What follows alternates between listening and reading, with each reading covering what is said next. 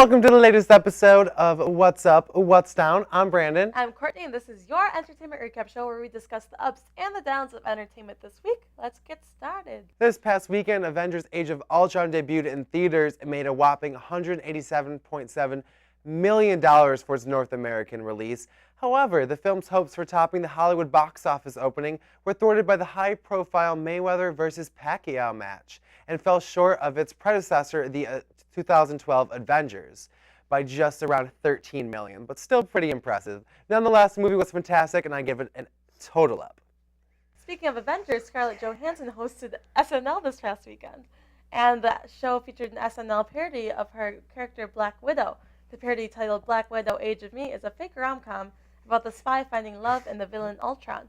Overall, it was hilarious. Total up. Definitely hilarious. And the movie itself was not, I wouldn't call it hilarious, but it was definitely, it was very awesome. Ultron is a fantastic villain. Very scary.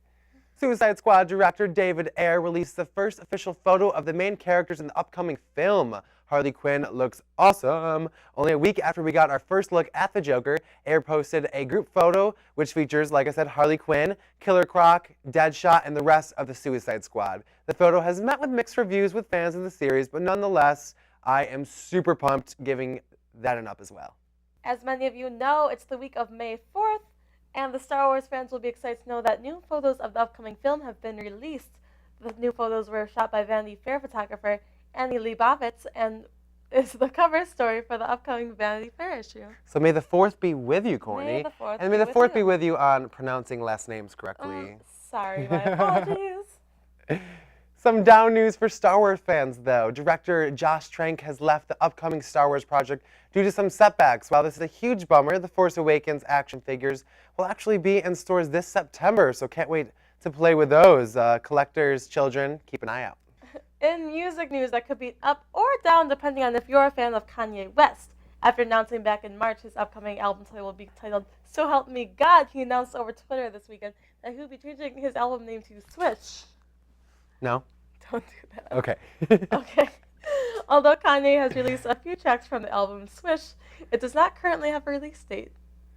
I wouldn't get too attached to Swish, though, Courtney, because Swish, I thought we couldn't do it. I can. Oh, fine. But Kanye also tweeted that he might change the title again. And more album news, one that I am honestly more excited, although Kanye is fantastic, about our girl Miley Cyrus. Miley? She'll be releasing a 7-song album with the Flaming Lips. Lead singer of the Flaming Lips, Wayne Coyne, said regarding Miley, "She does the pop thing so great, so it feels pop, but slightly wiser, sadder, and he even said that it reminds him of Pink Floyd and Portishead." So very excited for that. Definitely an up for this week. What do you think, Courtney? I absolutely agree. I just wish she would announce when it was coming out already so I could prepare myself mentally. But she's rumored to be attending Good Morning America this week, so hopefully it is an album announcement. And in some down news and up news for the Spice Girls reunited, they did not reunite to perform, but instead for David Beckham's 40th birthday party. So, happy birthday, David Beckham. Yeah, happy birthday, David. But they could have at least sang. Yeah. Like, come on. They're Spice Girls. Like, what the heck? Maybe they will to surprise him for a gift for his Hopefully. birthday.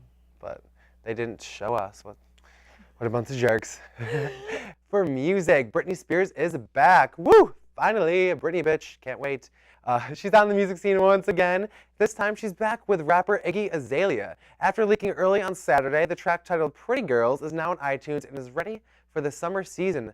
Although there is no music video yet, the two are set to perform the song at the Billboard Music Awards, which will be on May 17th. It's a new week, and with that is another instead of two songs being too similar. After Sam Smith was ordered to credit Tom Petty for Stay With Me, the Gap Band now has a writing credit for Uptown Funk. Uptown Funk you up. After complaining about the song's similarities. Although Mark Ronson didn't go to court over the song, Blurred Lines may get another trial after a court ruled Robin Thicke and Pharrell Williams owe Marvin Gaye estate $7.4 million. That is crazy. The two are now trying to reduce the damages that were awarded in March. Wow, so many songs are similar nowadays. Definite down. I just want songs to be originals. That's so much to ask for. Like, it was Rihanna and Blurred Lines and Sam Smith. Like, get your act together. Come on. In some up news for music, it was revealed that this summer an unreleased Kurt Cobain album will be coming out, which has songs never heard before. So, like I said, definite up. Very Nirvana much not. fans, mark your calendars. Some sad news for fans of the original Star Trek series. Grace Lee Whitney passed away this past weekend. Whitney played Captain Kirk's assistant and occasional love interest, Janice Rand, before her character was written out of the show. Whitney is the second Star Trek star to pass away this past year, the first being Leonard Nimoy, or as more people know him as Mr. Spock. Now for TV. Friends star Matt LeBlanc was featured on The Graham Norton Show recently with Pitch Perfect's 2-star Rebel Wilson and Game of Thrones star Kit Harington, also known as Jon Snow. During the show, Graham Norton asked LeBlanc if he would perform some of the songs he had to sing when he was on Friends.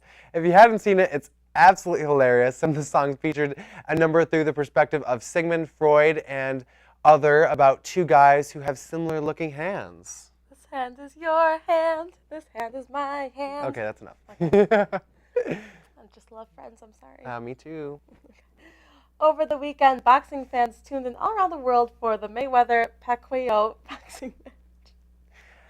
You really just stink at last names today. You should apologize to I'm so sorry. him. Don't put me in a boxing ring. Yeah, please don't. They had a boxing match at the MGM Stadium. The fight has been rumored to happen for 5 years now, and most people were wondering if the match was ever going to happen.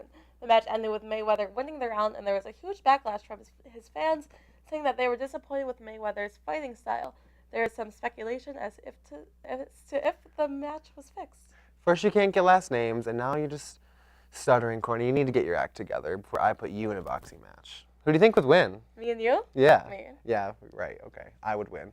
Let us know on the comments if you're viewing this on YouTube. Who would win? Come on. Courtney or Brandon? He is currently in the works on a 2-part series about Bruce Jenner and his life as a transgender woman.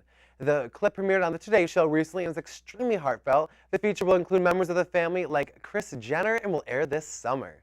NBC has greenlit 3 new shows coming this fall, including a Chicago Fire spin-off. The spin-off will be titled Chicago Med and will take place in an emergency room and will feature similar faces from Chicago Fire. The other 2 shows are titled Heartbreaker and a medical drama about the accomplishments of real-life doctor Kathy Magliato, and Blind Spot, a show about an amnesiac woman trying to find her identity in New York City. Fans of the hit show Revenge will be very sad to know the show will not be coming back after this season. The show has had a 4-year run, and its final episode is scheduled to debut May 10th, so mark your calendars. I am super, super pumped to know whether or not Emily Thorne meets her demise or not. I hope not. Dr. Seuss fans and people who are children at heart will be excited to know that Netflix has greenlit a Green Eggs and Ham show. The show will be broken up into 13 parts and is being produced by Ellen DeGeneres, my favorite, and is being directed by Lego movie director Jared Stern. Keep an eye out for the hilarious show. Mortal Kombat fans will be excited about this next one. Over the weekend, there was a tournament in India to find the ultimate Mortal Kombat player. 80 of India's best players went head-to-head to compete for a seat on the Mortal Kombat Cup final in France in early July. And one of those guys that won, and he's from Delhi. I keep wanting to say Delhi, but it's Delhi. Don't yell at me for pronunciation. I know, we are just a mess. Sorry about that. But definitely a major up for his life. It's got to be a pretty big deal, especially for those Mortal Kombat lovers out there. The Apple Watch may not be as perfect as we would have hoped. To everyone that has tattoos on their wrist, Apple Watch may not be the best investment for you. Apple states that tattoos can confuse the watch. Having tattoos on your wrist where the watch goes interferes with the watch's sensors, causing things like the heart rate feature not to work. I'm going to have to give that a down.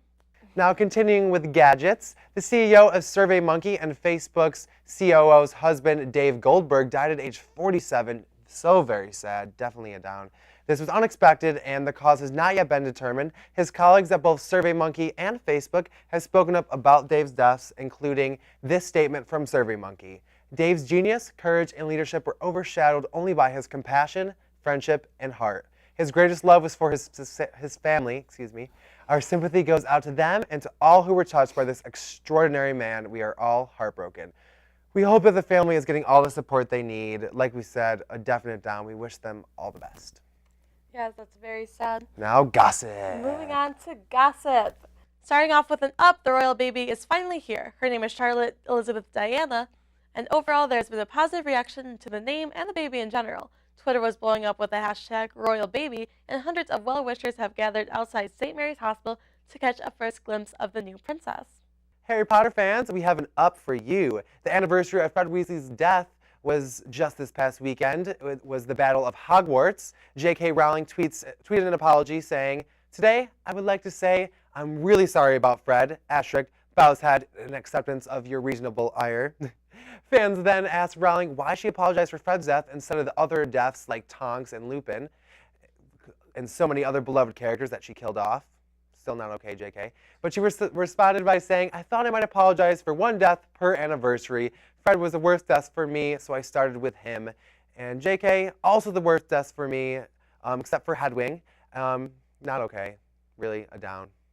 Moving on to a down, Kendall Jenner's Calvin Klein billboard got spray painted by a drone. Yes, you heard me correctly. A graffiti artist put spray paint into a drone, flew it up to Kendall's huge billboard, and spray painted her face red. And in my opinion, Kendall had the perfect response to this. She posted an Instagram of her billboard from before it was spray painted and captioned it, "What drone?" That emoji, #Soho. Tiger Woods and Lindsey Vonn have broke up recently. They both stated that the decision was mutual and that they will treasure the memories that they had together. They said that the reason for the split was their hectic schedules that forced them to spend too much time apart. So an up for handling the situation so well, but a down for separating from someone you love. Gonna end on a bit of a silly note, right? Yeah, a bit of a silly note. And in the spirit of finals week, If you are a college student, if not, lucky you. comedian John Oliver says standardized testing is almost as terrifying as clowns. And I don't know, I honestly think the standardized testing are more terrifying than clowns. Although I haven't taken Regencies and SATs in a while, thankfully they were terrible, and clowns are pretty awful. So, thanks so much for hanging out with us. This has been What's Up, What's Down. I'm Brandon. And I'm Courtney, and we hope to see you next time.